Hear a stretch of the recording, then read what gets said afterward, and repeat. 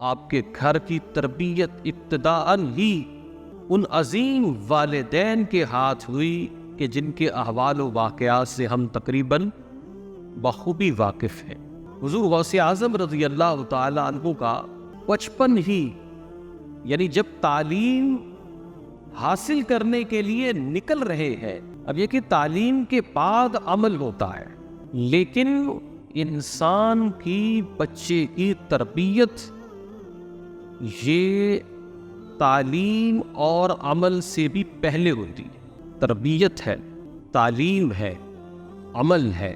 اب اگر تربیت جو ابتداً اچھی ہو جائے تو یوں سمجھیے کہ ایک آپ نے اچھی بنیاد ڈال۔ اب یہ حضور غوث اعظم کا واقعہ کس نے نہیں سنا کہ آپ جب گھر سے نکل رہے ہیں، اب یہ بھی دیکھیے کیا عظیم ماں تھی کہ اپنے بچے کو الوداع کر رہی ہے تو یہ فرما رہی ہے کہ اب ہم قیامت تک ایک دوسرے کو نہیں دیکھ سکیں گے۔ چھوٹے بچے کو تعلیم کے لیے بھیجا جا رہا ہے اور ماں یہ کہتی ہے کہ اب ہم قیامت تک نہیں مل سکیں گے۔ اب ہم بچوں والے ہیں، وہاں لوٹ مار کا بازار گرم ہے، کہیں بھی حالات سٹیبل نہیں ہیں، صلیبی جنگیں ہیں، مفاد پرستی کی اپنی اندرونی خانہ جنگی ہے۔ ایسے عالم میں حضور غوث اعظم کی والدہ ان کو علم حاصل کرنے کے لیے اللہ کی راہ میں بھیج رہی ہیں اور یہ فرما رہی ہے کہ اللہ کے لیے تمہیں بھیج رہی ہو اور اللہ کے رستے میں تمہاری جدائی مجھے قبول ہے اور اب قیامت تک میں تجھ سے نہیں مل سکوں گی۔ عظیم ماں ہے اور عظیم فرزند ہے۔ ہم اپنے بچے کو اگر کہہ دیں کہ ایک ہفتہ کے لیے تمہیں بھیج رہا ہوں، اب ایک ہفتے بعد ملیں گے تو وہی ٹانگ سے چپٹ جائے گا، وہ ٹانگ نہیں چھوڑے گا کہ نہ میں تو نہیں جاتا۔ کیوں؟ کہ جیسے ہم ہیں ویسے ہماری اولاد ہے، جیسے درخت ہیں ویسے ان کے پھل ہیں، ویسے ان کے بیج ہے۔ تو وہ حضور غوث اعظم کی ماں تھی اور آگے بھی حضور غوث اعظم تھے۔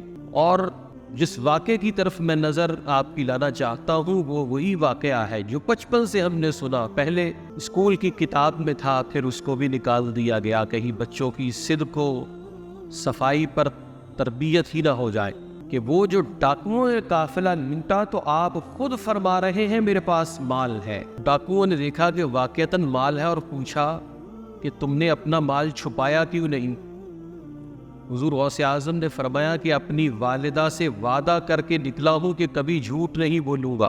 اپنی ماں سے وعدہ کر کے نکلا ہوں کہ کبھی جھوٹ نہیں بولوں گا۔ حضور غوث اعظم ابھی تعلیم کے لیے جا رہے ہیں، لیکن وہ ڈاکوؤں کا لشکر اپنے سردار سمیت وہی طائب ہو جاتا ہے کہ یہ ایک بچہ اپنی ماں سے کیا ہوا وعدہ نہیں توڑ رہا اور ہم اللہ کے مخالف ہوئے پڑے ہیں، اللہ سے کیا ہوا وعدہ توڑ رہے ہیں۔